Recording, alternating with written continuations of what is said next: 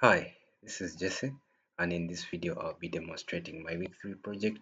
So this is a RESTful API for a cake shop, and it is built with Node.js, Express, and the Mongo database. Specifically, we shall be using Mongoose for this project, and it supports full CRUD operations and data validation with error handling. So we can see this is my repository on GitHub, and these are my project files. We have the .gitignore file which contains my sensitive information, and they are not committed to GitHub. So quickly, if we go to our deployed version of our API here on render, we can be able to check if it is still running very well here. So we open it up and it shows that the API is running well.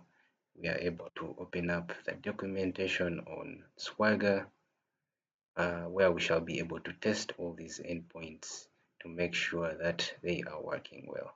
So when we open up our Swagger, we can see this is deployed on render, and we have two collections here. We have the cakes collection, we have the orders collection.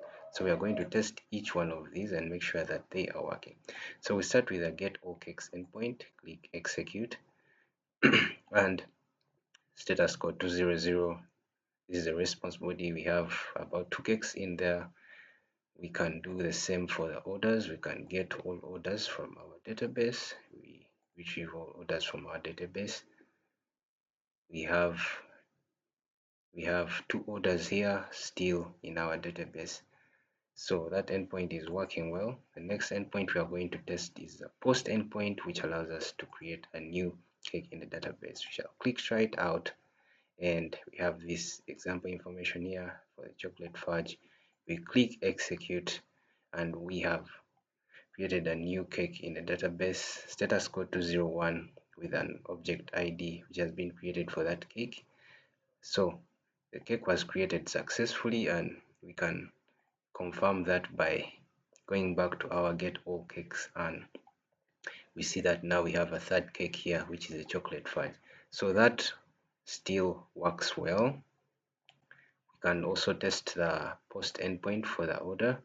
So we click try it out, and then we are going to create an order for Jesse to see me, and then click execute. The status code is 201, indicating it was successful, returns the object ID. So it was successfully created in the database. We can still verify that using the get all orders endpoint. So we click execute, and then we have the third one here. So that one confirms that that also works very well. The next endpoint we are going to test is get cake by its object ID. So to test that, we need an object ID. We shall grab for this one which we have just created, and then we navigate to the get a cake by its object ID. We input ID in this field here and click execute. So we see status code of 200 indicating was successful. We have the cake here which was retrieved from the database. So we are also going to try to update information for that specific cake. We are going to paste in the object ID for that cake just we are just created, so we can update the size to 3 kg and the stock to 14. So we click execute, and it has been updated. Status code is 200, response was okay, and it was updated. So that one also works. We can go ahead and also delete that specific cake from the database. Since I already have the object ID here, we delete, we get a status code of 204 here, indicating it was successful and there is no content there. So we shall now go ahead and retrieve a specific order using its object ID.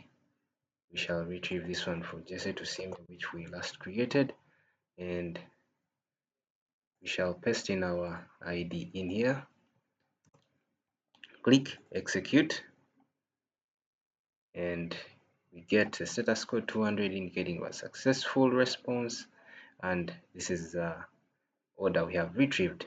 So we are going to update that specific order still we need the object ID. I'll just go ahead and paste it in there, and then we shall update the quantity maybe to 4, and yeah, that should do for us. So we should now have a response code of 200. It was successful, and we have updated the quantity to 4. So the last endpoint we are going to test is the delete endpoint, which allows us to delete an order from the database. We shall delete that specific order created, and we get a status code of 204 indicating it was successful and there is no content, so it has been deleted.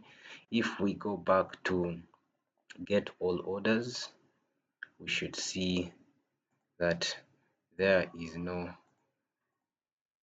third order, so we are back to 2 orders here, so indicating it was successful.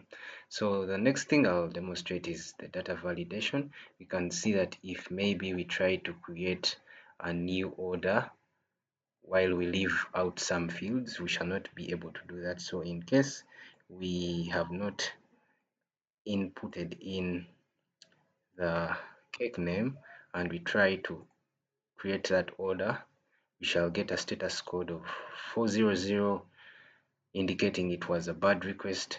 So we are required to input that information before it is created in the database. The same applies for the orders. You cannot create an order without some information, maybe the customer name. If we delete it, if we delete the customer name here, let's try to do that and see if we are able to create an order, but still we shall just get a status code of 400 indicating it was a bad request or there is an error. So the other is the error handling. I have all my routes, and my routes are wrapped in try and catch blocks, and they return meaningful messages in case there's an error. Let's say we try to maybe get an order and we use a wrong maybe object ID, maybe we have something like that. It will give us a meaningful message and tell us it's an invalid order ID. The same applies for a cake. We are not able to, we are given meaningful error information in case we try to maybe get a cake and we have maybe the wrong object ID. We get a message telling us it's an invalid cake ID. So that has been my project, and thanks for watching.